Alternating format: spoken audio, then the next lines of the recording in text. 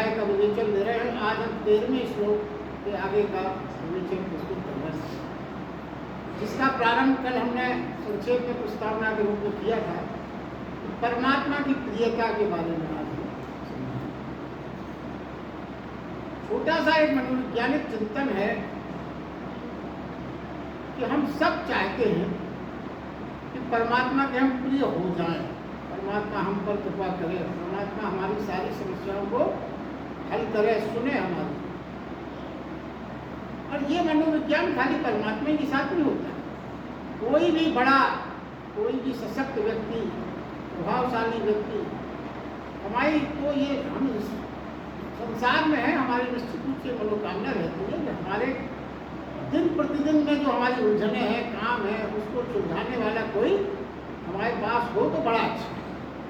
हम उससे संपर्क बढ़ाना चाहते हैं।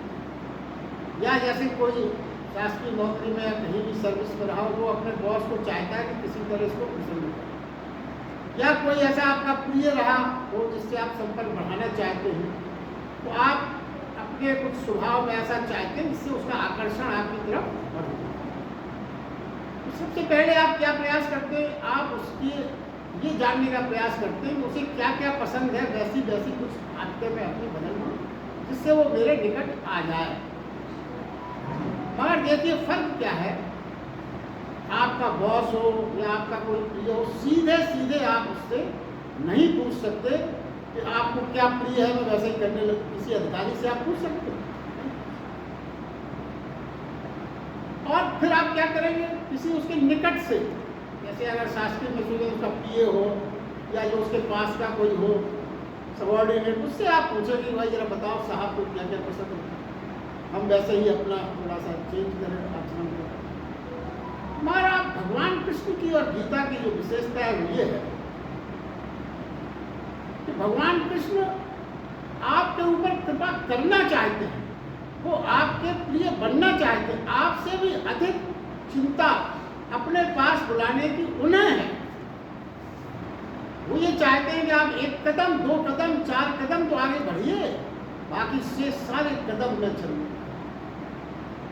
और सच माने परमात्मा इस बात आपको प्रिय बनाने के लिए, आप उसको प्रिय बनाना चाहे तो उससे ज्यादा इच्छा परमात्मा की है कि वो आपको प्रिय बनाए। मगर है क्या, उसके कुछ नियम हैं, वो नियम परमात्मा भी नहीं है और उस नियमों को वो बताना चाहते। और कितनी सुखद बात है, भगवान कृष्ण ने भगवद गीता में स्वयं बताया है कि मुझे क्या क्या प्रिय है, और फिर आपसे निवेदन किया है कि आप इन गुणों को अपने में समाविष्ट करने का प्रयास करें, जिससे मैं तुझे उन नियमों को पालन करते हुए अपने आलिंगन में भर सकूं, अपनी गोद में बिठा सकूं, अपनी बाहों में भर सकूं और अपनी सारी शक्तियां, सारा प्रेम सब तुझे दे सकूं। कितना करुणा है भगवान की, ये विशेषता है गीता। और ये विशेषता ये है कि हर व्यक्ति को उन्होंने कुछ ना कुछ करने के लिए बताया है। कठिन भी बताया, उससे सरल भी बताया, उससे सरल भी बताया। तो कल अपन ने समझा था, ये ना कर सके तो ये कर ले, अच्छा भाई ये भी तो ये कठिन लगता है तो चल ये ही कर ले। ये कल अपन ने व्याख्या सुनी। अब देखिए क्या है पहला उपाय। देखिए होता क्या है, वो प्रतीक्षा करता है, हम क्या है सारी चीज़ों के अवरोध हमने खुद खड़े कर रहे, परमात्मा से दूरी है। जैसे कल अपन ने समझा था कि सूर्य का प्रकाश है, अब हम ही आंखें बंद किए हैं, फिर आप कहते हैं अंधेरा है। जो कुछ करना है आपको करना है, सिर्फ आंखें खोलना है। सूर्य का प्रकाश तो आपके समझ सर्वदा है, निष्पेक्ष रूप से है। अब भगवान प्रारंभ करते हैं उन लक्षणों के बारे में जो वो कहते हैं अगर ये तू कर ले तो ये पहला बिंदु है शांति को प्राप्त हुआ पुरुष। शांति को प्राप्त, देखिए अशांत चित्त वाला भीतर से परेशान है, जैसा बहुधा हमारे साथ होता है। भीतर तूफान चल रहा है, किसी को बताना भी संभव नहीं है, क्योंकि बताया तो दुनिया में बड़े भ्रम पैदा हो जाएंगे, हमारा मजाक भी उड़ाया जा सकता है। और यही दीवार है जो हमें परमात्मा से नहीं जोड़ता। ये जो शांति का ज्वर अपने चल रहा तूफान को परमेश्वर से मिलने से रुकता है।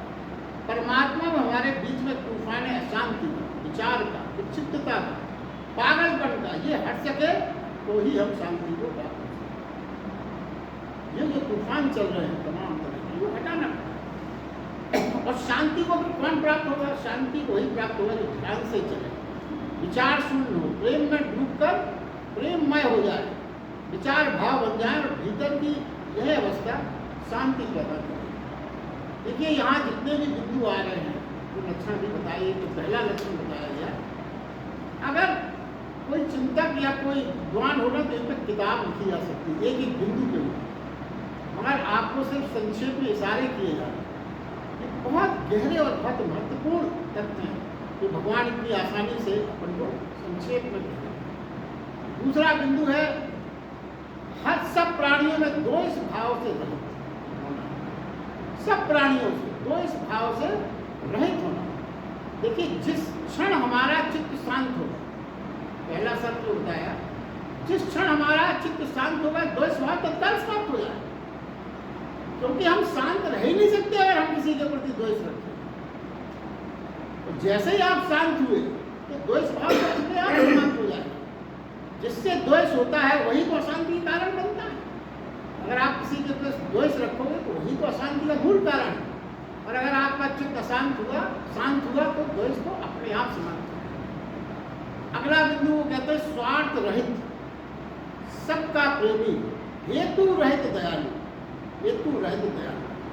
देखिए हम अपने जीवन में क्या है, स्वयं एक स्वार्थ का केंद्र निर्मित करते हैं। स्वयं सर्वदा एक मनोवैज्ञानिक बात है, अपना स्वार्थ का केंद्र हम स्वयं निर्मित कर लेते हैं अपना, और अपनी पीड़ा को ही सर्वोपरि मानते हैं। एक ये मानव का स्वभाव है, हमारी पीड़ा ही सर्वोपरि है। अब देखिए अगर आपको दिखता भी है, पता भी चलता है और आपके सामने दृश्य भी आता है कि तमाम लोगों को आतंकवादियों ने गोलियों से लूट दिया, मार दिया, मगर मनुष्य का स्वभाव तो देखिए, उनके मारे जाने से वो इतना परेशान नहीं होता जितना उसके पैर में अगर छोटा सा कांटा चुभ जाए तो उससे ज़्यादा दुखी होता है। ये मनुष्य का स्वभाव है और इसी स्वभाव को बदलने की बात है। अब जो संसार की पीड़ा, सुख दुख पीड़ित मानवता को देख पाता है, जो पीड़ित मानवता को देख पाता है, संसार की पीड़ा को आत्मसात कर पाता है, अगर आपने ऐसा कर पाया तो क्या होगा, फिर आपके पैर के कांटे की तरफ आपका ध्यान नहीं जाएगा। देखिए कई बार आपने देखा होगा, कहीं ट्रेन का एक्सीडेंट हो जाता है, कोई ऐसी बात हो जाती है, तो गांव वाले सब छोड़ के दिन रात उनकी सेवा में लगता है। फिर उन्हें नहीं दिखता है कि ये पत्थर चुभ रहा है या ये रास्ता खराब है, तो वो जो पीड़ा देख रहे हैं उन लोगों की, वो पीड़ा देख के वो अपनी छोटी मोटी पीड़ाएं समय भूल जाते। यही भगवान कृष्ण यहाँ कह रहे हैं। देखिए स्वार्थ बुद्धि क्या है, स्वार्थ बुद्धि जब अगर आपके अंदर है तो अशांति का जन्म है, निश्चित रूप से अशांति है, क्योंकि कई चीज़ों में आप डाइवर्ट होकर गलत डिसीजन होंगे स्वार्थ के कारण। स्वार्थ रहित प्राणी परमात्मा में प्रवेश करता है, स्वार्थ रहित, बिल्कुल बिना किसी निष्पक्षता के जो व्यक्ति रहेगा जीवन में, वही परमात्मा प्रवेश करता है। अब देखिए स्वार्थ रहित का बहुत सोचते हैं अपन कि बड़ा कठिन काम है स्वार्थ रहित, वो इतने छोटे छोटे अभ्यास ही अगर हम अपने जीवन में शुरू कर दें तो ये स्वार्थ रहित होने का गुण तो अपने आप डेवलप हो जाए। क्या करें आप, अकारण ही मुस्कुराते रहे, कोई ये ना सोचे कि क्या कारण होना चाहिए, बस मुस्कुराते रहे। जैसे ही कोई आपको मिल जाए तो आप उससे बिना झिझक जय राम जी की राम राम करें, कोई आवश्यकता नहीं है कि वो आपकी पहचान ही का हो, जय राम जी की, जय राम जी की, जय श्री राम, कुछ भी कहें आप। और देखिए सच बात यह है कि हमने ये सब करना छोड़ दिया, मुस्कुराना भी छोड़ दिया है। अपने अहंकार बस हम किसी की तरफ देखते ही और निकल जाते हैं, सोचते हैं ये करें तो ठीक है, हम क्यों करें, क्योंकि हम तो हम महान है, ये करे तो मैं जवाब दे दें तो थोड़ा सा गर्दन यूं कर दी, हमारी प्रवृत्ति अधिकांश प्रवृत्ति है, ये प्रवृत्ति को छोड़ने में। और वो कहते हैं उत्सव में शामिल हो जाओ, कोई आवश्यक नहीं है कि आपको वीआईपी की तरह आपको इनवाइट किया गया हो या कुछ हो, कहीं भी कुछ भी उत्सव चल रहा हो, आप उसमें उत्सव में शामिल हो। जैसे देखिए, तो अपने यहाँ इंदौर में होली में देर या क्या कहलाता है वो निकलते हैं, उसमें कोई इनवाइट थोड़ी करता है आपको, लाखों लोग पहुंच जाते हैं। क्यों पहुंच जाते हैं? आनंद है, आनंद के लिए अजीब आनंद है। तो बस ऐसा ही वो कह रहे हैं, उत्सव मनाने, उत्सव जहाँ भी हो उसमें शामिल हो जाओ। ये मत सोचो कि हम शामिल होने से हमें क्या मिलेगा, क्या लाभ है, क्या हानि है। जीवन में जहाँ भी आनंद की थोड़ी भी झलक मिलती है उसमें शामिल हो जाओ, उस आनंद को बटोर लो। बहुत सी बात है। अब देखिए आगे वो कहते हैं हेतु रहित दयालुता। हेतु रहित दयालुता यानी कोई दुखी है, मात्र इस कारण से उस पर दया करो। कोई दुखी आपको कोई भी हो, अब जरूरी नहीं उस दुखी को आप पहचानते हो ना, आपके संपर्क क्षेत्र में कहीं भी कोई भी दुखी अगर आपको नजर आ जाए, उसकी आप मदद करना। अब ये ना सोचना कि हमारा हित ना, कोई हित मेरा छिपा हो तभी करूँ, कोई योजना हो आपके अंदर तब आप किसी की मदद करो, कोई भविष्य में लाभ पाने की आशा हो उससे तब आप मदद करो। ज़्यादातर यही तो होता है, हम उसी की मदद को आगे बढ़ते हैं जिससे हमें कुछ भविष्य में कोई लाभ होने की संभावना हो, या कहीं ना कहीं कुछ ना कुछ हमारा उसमें छिपा हो। या इससे भी आगे क्या है, अगर ये सब ना हो तो समाज में दानी की छवि बनाकर अहंकार का पोषण करने का भाव रहता है। ये भी कभी कभी हम दिखा देते हैं, समाज में हमारा नाम हो जाए, हमारा अहंकार का पोषण हो जाए। ये हेतु सहित दयालुता है। ये दयालुता जो आपने दिखाई, कैसी दिखाई? हेतु सहित, मतलब कारण सहित दयालुता है। और ये बात जान लें जो भगवद गीता भगवान कृष्ण ने बड़ा स्पष्ट किया है, परमात्मा के समक्ष ऐसी दयालुता का कोई मूल्य नहीं, कोई मूल्य नहीं। ये जो आप देखते हैं ना, एक 50 लाख का किसी ने कुछ चढ़ा दिया, किसी की सब चीज़ें भगवान के समक्ष ठीक है, वो सुनने में अच्छी लगती है, थोड़ी बहुत उनकी मदद हो भी जाती है, जिसकी मदद हो जाए तो ठीक है, मगर आपको उसका कोई पुण्य मिलने वाला नहीं है। भगवान इससे कोई प्रसन्न नहीं होता, कोई मूल्य नहीं है। अब देखिए अगला बिंदु को कहते हैं सबका प्रेमी। अब सबका प्रेमी क्या है? आप जरा अगर अपने बारे में ईमानदारी से सोचें तो प्रेम हम कुछ ही लोगों को करते हैं, कि हमारा स्वभाव, या इसको आप कमजोरी कह लें इंसान की, हम सबको नहीं, प्रेम हम कुछ को ही कर पाते, कुछ लोगों को ही हम प्रेम कर पाते। कैसा? जहाँ हमारा कोई प्रयोजन हो, वहीं प्रेम करने के बारे में सोचते हैं। कोई ना कोई प्रयोजन होगा तभी हम प्रेम करने के बारे में सोचते हैं। और सच माने तो गहरे अर्थों में ये प्रेम नहीं है। जब आपने किसी प्रयोजन के साथ किसी को प्रेम किया तो वो प्रेम की परिभाषा में कतई नहीं आता। स्वार्थ के कारण पैदा हुआ प्रेम वास्तव में नहीं है, ये सिद्धांत है। कोई भी प्रेम यदि आपने स्वार्थ के कारण किया है, स्वार्थ के कारण पैदा हुआ है, तो वो वास्तविक नहीं माना जाएगा। प्रेम की स्थिति तो वह है जब प्रेम से आनंद की अनुभूति हो, प्रेम करने से हमें आनंद की अनुभूति हो, हम ये ना देखें कौन है, क्या है, कैसा है, आनंद हो। और ये अनुभूति जो भी हमारे पास हो, जो भी, उससे हमारी प्रेम की भावना अपने आप जुड़ जाए। वो क्या हो सकता है? वो पशु भी हो सकता है, प्रकृति भी हो सकती है, कोई प्राणी भी हो सकता है, वनस्पति भी हो सकती है, आपके घर में लगे पेड़ पौधे भी हो सकते हैं, उनसे भी आपका प्रेम प्रकट हो जाएगा जो आपके आसपास है।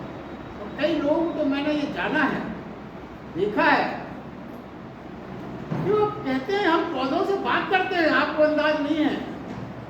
पौधे जब उनके पास जाते हैं तो मुस्कुराने लगते हैं, मगर ये मुस्कान हर कोई नहीं दे सकता। डिफरेंट टाइप की प्रेम करने का स्वभाव होता है, देख लेते उन्हें ये पता लग जाता है कि ये पौधा कल से और आज तक में कितने सूद बढ़ा है। कुछ सामान्य लोगों की बात नहीं है। ये है प्रेम का एक उदाहरण जो वो दे रहे हैं। तो देखिए, जब आनंद का कहीं भी कोई भी अवसर हमें जीवन में मिले आनंद मनाने का, उसको हम कभी ना छोड़ें। प्रेम हमारी श्वास बन जाए, प्रेम सिलेक्टिव ना हो, बस प्रेम करना है। संतों में क्या है, संतों की वाणी में क्या होता है, हर जगह प्रेम, हर किसी से प्रेम। सांस, उनकी सांस और सांस लेना और छोड़ना ही प्रेम है। हर जो उनके संपर्क में आ जाए वो तो अपना आशीर्वाद देते हैं, बरसते हैं उनके चेहरे से, उनके भाव से, उनके ओरा से प्रेम ही प्रेम तो बरसता है। उनके ओरा में जो भी आ गया, वो कोई भी हो, उनके प्रेम से भर गया, उनके प्रेम से ओतप्रोत हो गया, समाविष्ट हो गया। अब आगे अगला गुण बताते हैं। ये भगवान देखिए, जो लोग नए आए उन्हें बता दें, भगवान कुछ लक्षण बता रहे हैं कि ये लक्षण जो आपके अंदर अगर हैं तो तुम मुझे प्रिय हो गए। और भगवान चाहता है कि सब लोग इन लक्षणों को कहेंगे, वो तो प्रेम सबको करता है, वो अपने पास इन नियमों के आधार पर बुला सकता है। उन्हीं नियमों की चर्चा हो रही है, जो नए आए उनके लिए दोबारा इसको बुला रहे हैं। अगला बिंदु है ममता रहित प्रेम। ममता रहित प्रेम, सामान्य सोच हम सबकी क्या है कि प्रेमी वही जो ममता से भरपूर। ज्यादातर हम यही तो सोचते हैं कि जो ममता से भरपूर होगा वही तो प्रेमी होगा। मगर यहाँ देखिए भगवान कृष्ण बिल्कुल उल्टी बात कह रहे हैं। क्या कह रहे हैं, ममता रहित प्रेम। परंतु यथार्थ क्या है, ममता प्रेम नहीं है। पहला तो ये आप सूत्र समझ लें, ममता बिल्कुल प्रेम की परिभाषा के अंतर्गत नहीं आता है। प्रेम क्या है, प्रेम एक बहती हुई नदी है और ममता रुका हुआ जल, सीमाओं में बंधा हुआ जल स्रोत है, जैसे डबरा। और जल स्रोत जो रुका रहता है उसमें कुछ दिनों बाद बदबू पैदा होता है। प्रेम क्या है, बहता हुआ जल। और ममता, क्योंकि ममता में आपने सीमा बांध दी ना, इसको प्रेम करूंगा, इसको प्रेम नहीं करूंगा, सीमा में बांध दिया। तो अपने प्रेम के प्रवाह को आपने सीमित कर दिया। जैसे धृतराष्ट्र ने अपने प्रेम के प्रवाह को दुर्योधन तक सीमित कर दिया। उन्होंने, उनका प्रेम अगर सर्वांगीण होता तो सबके प्रति होता, पांडवों के प्रति भी नहीं होता, सबके प्रति नहीं होता, बट उन्होंने ये नहीं किया। और कहने को तो दुर्योधन के प्रति उनको अगाध प्रेम था, मगर वो प्रेम ममता से बंधा हुआ था, इसलिए वो प्रेम की परिभाषा में नहीं आता। ये मूल बात है। अब देखिए ये क्या है, जो भी आपके समीप आए, प्रेम कहीं रुकता नहीं, प्रेम कहीं नहीं रुकता, किसी पर नहीं रुकता, बहता जाए। जो भी समीप आए वो उस प्रेम से निहाल हो जाए, तृप्त हो जाए। कोई किसी प्रकार का कोई आग्रह नहीं बनता कि तुम्हें प्रेम करना, करूंगा तुम्हें नहीं करूंगा, ये कोई आग्रह नहीं। वो ये ना कहे कि बस यही मेरे प्रेम का आधार है, ऐसा कहेगा तो झुक बाधा उत्पन्न होगा। देखिए ममता हटे, ममता हटे और प्रेम बढ़े तो आप परमात्मा के पास सूत्र हैं गीता। ममता हटे और प्रेम बढ़े तो ही आप परमात्मा के पास पहुंचेंगे। और जरा कल्पना करिए, एक मित्र आपको जीवन में आनंद देता है, कोई भी मित्र जो आपका अपना है, जिसे आप मित्र भाव से चाहते हैं, वो जब मिलता है तो आपको बहुत आनंद प्राप्त होता है। और कल्पना करिए सारी सृष्टि आपकी मित्र हो जाए तो फिर यही भगवान कृष्ण, तुम अपने मित्र प्रेम को सीमा में मत बांध, एक दो मित्रों की सीमा में मत बांध, सारी सृष्टि को अपनी प्रेम भाव, सबको मित्र मान, सबको प्रेम और सबको प्रेम को फैलने। अब अगला बिंदु है अहंकार रहित। इस सूत्र को समझ लें और जान लें, जितना गहन होता है प्रेम उतना अहंकार अपने में शांत और शून्य होता है। जितना गहन प्रेम होगा, जितना आप प्रेम का भाव सबके प्रति रखेंगे, आपका अहंकार स्वतः शांत हो जाएगा, शून्य हो जाएगा। तो जितना कम प्रेम होगा अहंकार उतना ही अधिक होगा। देखिए ये जीवन में अनुभव करने की बात है। क्या है, अहंकार और प्रेम विरोधी है। प्रेम बढ़ता है तो अहंकार पिघल जाएगा, प्रेम बढ़ेगा तो अहंकार पिघल जाएगा। ये समझे कि देखिए फिर वो क्या सूत्र क्या दे रहे हैं। हम अधिकतर ये कल्पना करते हैं कि हमें अहंकार को छोड़ना है, अहंकार हमारा छूट नहीं पाता, बड़ी कोशिश करते हैं, बड़ा इगोइस्टिक हो जाता हूँ कभी कभी, कई लोग ऐसे आते हैं। आप इस बात को सोचें, मगर वो कितना सरल सूत्र बताते हैं, अहंकार से सीधे सीधे कभी छुटकारा नहीं होगा। आप प्रेम बढ़ाएं, जैसे जैसे प्रेम बढ़ाएंगे अहंकार स्वतः विसर्जित होगा। आप सीधे सीधे अहंकार से लड़ने का प्रयास ही मत करें। सोचे ही नहीं कि हमको अपना अहंकार को दूर करना है, क्या करें। सारी आप देखिए ज़्यादातर लोग इसी में भटकते रहते हैं, अहंकार कैसे दूर करें, क्या करें। वो सीधा सिद्धांत है। आप अपने प्रेम को बढ़ाइए सबके प्रति, जैसे जैसे आप प्रेम को बढ़ाएंगे। वो कहते हैं सीधे सीधे अहंकार से मत लड़ो, प्रेम का फैलाव करो, निरंतर प्रवाह के साथ प्रेम का प्रवाह करो। प्रेम की सीमा जितनी विस्तीर्ण होगी, अहंकार उतना ही द्रोहित हो जाएगा। जितनी आपकी प्रेम की सीमा विस्तीर्ण होगी, बढ़ेगी, आपका अहंकार उतना ही द्रोहित हो जाएगा। और एक दिन प्रेम से जब आप भर जाएंगे, भरे होंगे, तो मैं का भाव स्वतः समाप्त हो जाएगा। और ये मैं का ही भाव तो अहंकार है। जिस दिन आप प्रेम से पूरे भरे होंगे, मैं का भाव स्वतः समाप्त। कुछ अब अगला बिंदु कहते हैं सुख दुख की प्राप्ति में सम। ये लक्षण बताए जा रहे हैं। तो भगवान कहते हैं ये लक्षण तू अपने अंदर कर तो मैं तू मुझे प्रिय हो जाएगा। तो सुख और दुख में, सुख और दुख पहले अपन ने कई बार भगवद गीता में समझा है कि सुख और दुख एक ही सिक्के के दो हैं। सुख के पीछे दुख निश्चित रूप से खड़ा, आप उसको हटा नहीं सकते, छाया है, कंबाइंड है। एक सिक्के में आप एक ही तरफ रहे ही ना तो सिक्का ही नहीं होगा। या तो आप सिक्के से ही वंचित हो जाएं, उसको कर दें तो ठीक है। अगर सिक्के के एक चीज को आप चाहें दूसरे को ना चाहें, यह असंभव। तो क्या है, वो संगी साथी है दोनों, उनका बिछोह संभव नहीं। बड़ी पक्की दोस्ती है तो उनको आप अलग नहीं कर सकते। कुछ भी आप करें तो इतने पक्के मित्र हैं तो उनको आप अलग नहीं कर सकते। ये मूल बात है। हमारी संकीर्ण क्षमता और हम उसको, ये हमारी क्या है, हमारे नेत्रों की एक क्षमता संकीर्ण है। हम ये देख नहीं पाते कि वो दोनों मित्र हैं। उनकी मित्रता हमको समझ में नहीं आती, क्योंकि हमें अपोजिट लगता है। हम सोचते सुख और दुख ये कैसे मित्र हो सकते हैं, जन्म और मृत्यु एक कैसे मित्र हो सकते हैं। ये तो विपरीत है। और विपरीतता कभी एक साथ की कल्पना पर नहीं कर सकते। पूरी गीता इसी पे आधारित है। दोनों विपरीतताओं में जो परमात्मा को देख लेता है वही उसी को परमात्मा, वही ज्ञानी। कई जगह ये आया जो सुख और दुख में समान रूप से परमात्मा को देख सके वही ज्ञानी है। ज्ञान की परिभाषा 13वें अध्याय में आएगा आगे। तो देखिए एक बात और समझना, जिस मात्रा में सुख होगा, जिस मात्रा में आपने सुख होगा, उसी गुण धर्म और उसी मात्रा में दुख आने वाला है, बिल्कुल निश्चित मान।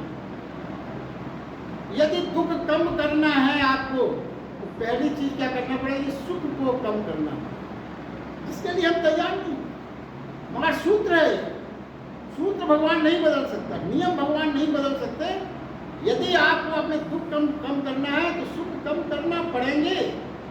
जितना सुख बढ़ेगा उतने ही दुख बढ़ते हैं। ये सिद्धांत है। देखिए धनवान बहुत सुखी लगते हैं, बड़े बड़े धनियों की बात आप कल्पना करें तो धनवान बहुत सुखी लगते हैं। इस कारण जब उनके दुख भी बड़े बड़े होते हैं, उनके ऊपर जब मुसीबत आती है तो बड़े दुख आते हैं, जिन दुखों की आप कल्पना नहीं कर सकते। जितने बड़े उनके, जितने बड़े धनवान हैं, जितने वो सुखी हैं धनवान होने के कारण, उनके दुख भी उतने ही बड़े। वो दुख अगर अपने ऊपर आ जाए तो अपन तो सहन ही नहीं कर सकते। बड़े आदमियों के दुख बड़े बड़े दुख होते हैं। अपन सुनते ना, उनको 10,000 करोड़ का घाटा हो गया, उनको हजारों, अरे अपन तो कल्पना नहीं कर सकते। यहाँ तो 1,500 में अपन परेशान हुआ, इतना बड़ा दुख है। और आदिवासी कम दुखी हैं क्योंकि वो कम सुखी हैं। आदिवासी प्रसन्न रहते हैं, देखिए लंगोटी और उसमें मस्त रहते हैं, तीन करोड़ घूम रहे हैं, कुछ नहीं। क्यों वो सुखी है, क्यों वो दुखी कम है, क्योंकि वो सुखी भी कम है, इसलिए वो अलग तरह से मस्त रहते हैं। ये कुछ जीवन के सिद्धांत है जो अगर आप देखिए, मेन मुख्य बात यह है, आप जब इसको सुनते हैं तो आपको लगता है सही है, मगर आपका ध्यान उस तरफ नहीं आता। हम भ्रामक चीजों में इतने उलझ चुके हैं कि ये सच है, मगर सुनने, गीता सुनने के बाद तो लगता है कि बात तो सही कही जा रही है, मगर अपने जीवन में उसको अपन उतार नहीं पाते। क्यों नहीं उतार पाते? क्योंकि अपन ने उस तरह का कभी अभ्यास ही नहीं किया। और गीता हमें सिर्फ ये सिखाती है कि अगर आपको थोड़ा भी ये लगा उस वास्तविकता और सत्य के करीब आ गए, तो अपने जीवन में जो कुछ भी आप कर रहे हैं, घर में, परिवार में, बच्चों से, बहुओं से, बेटियों से, सबसे व्यवहार में थोड़ा सा परिवर्तन लाए, और उस परिवर्तन में लाने में उस सब आनंद और सुख की प्राप्ति घर में आ जाएगी, जैसा वातावरण आप अपने घर में चाहते हैं। गीता सुनने का सही आनंद ही जब है जब हम अगला बिंदु लेते हैं क्षमावान। देखिए, क्षमावान वह है जो अपराध करने वाले को अभय दे सकता। क्षमावान की यही परिभाषा में मान लो, जो कोई अपराध आपके प्रति करते हैं उसको अपन क्षमा करना। मगर देखिए, क्षमा बहुत कठिन है। क्षमा कर पाना बहुत सरल नहीं है। अपन सोचते हैं सामान्यतः हमने कर दिया, न सामान्यतः क्या होता है, क्षमा करना हमारा अहंकार का पोषण हो जाता है। हम बड़ा बड़प्पन दिखाते हैं क्षमा करके, तो उसमें क्या है, वो क्षमा नहीं है, वो तो आप अपने अहंकार का पोषण कर रहे हैं। देखो उसने इतना किया था, हमने क्षमा कर दिया, मतलब आप बहुत बड़े बड़े महान हो गए, तो आपके अहंकार का पोषण वहाँ हो गया। या क्या होता है, या फिर हमारे दीन होने के कारण हम क्षमा मांग लेते हैं। हम इतने दीनहीन है, सामने के बाद हमें समझ में आ जाता है कि अब इसके आगे हमारी चलना तो है नहीं, तो भाई चलो क्षमा मांग लो, मगर इसका कारण ये है हम स्वयं को नहीं जानते। विचार करिए, देखिए इसमें अब तो गीता में जो मूल बात क्षमा के बारे में आई है, वो आप अगर समझ जाएंगे तो क्षमा का मतलब क्या है, ये बहुत यथार्थ में आप समझ सकते हैं। किन कारणों, आप देखिए किन कारणों से हम दूसरे से नाराज हो रहे हैं। क्षमा की बात तो जब ही आएगी जब आप पहले नाराज होंगे, फिर क्षमा करें। किन कारणों से आप दूसरे से नाराज हो रहे हैं?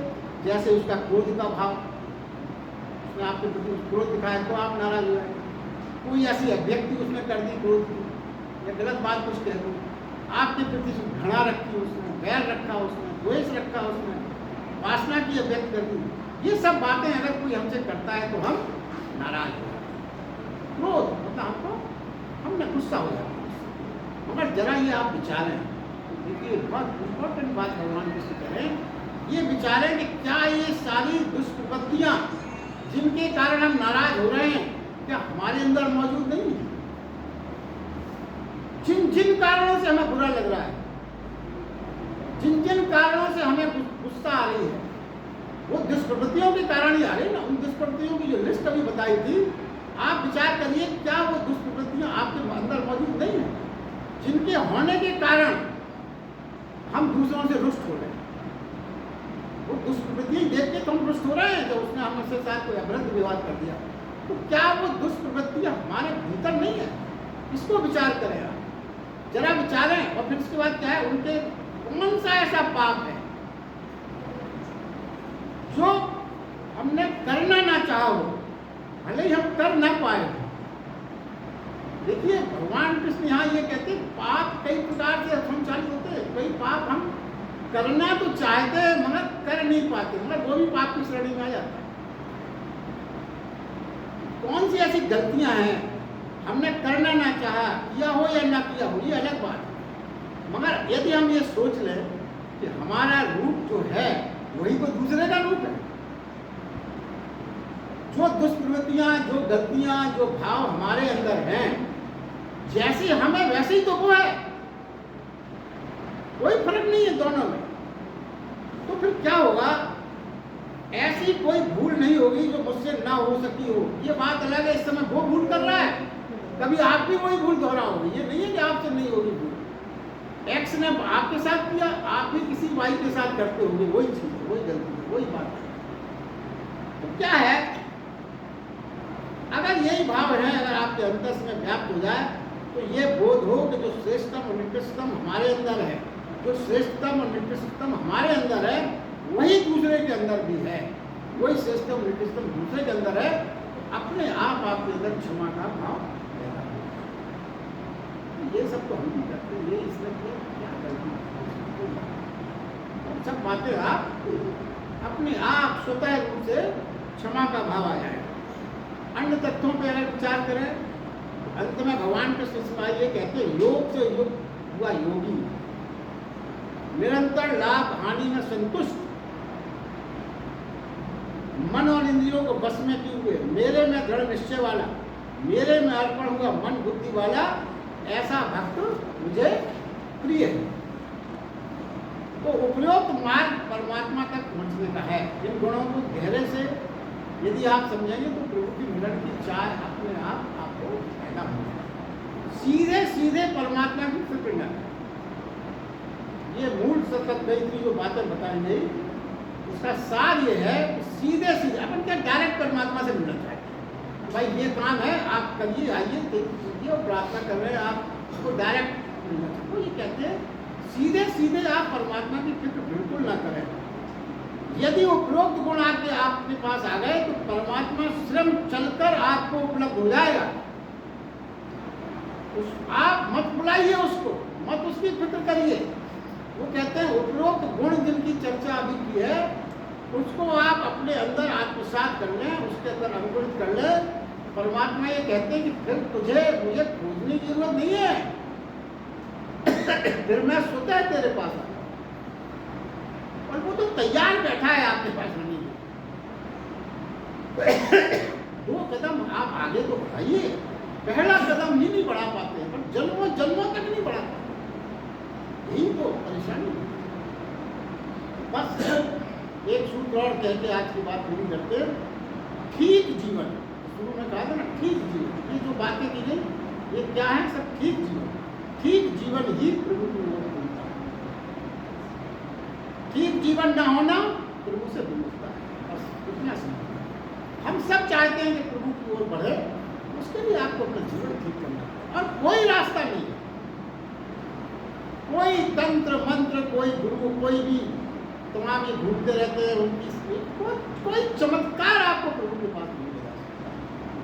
ठीक जीवन ना होना प्रभु से दूरता है। प्रभु उन्मुख हो जाना, प्रभु की ओर उन्मुख हो जाना ही जीवन का आनंद है। आज की बात बस यही समाप्त करते हैं।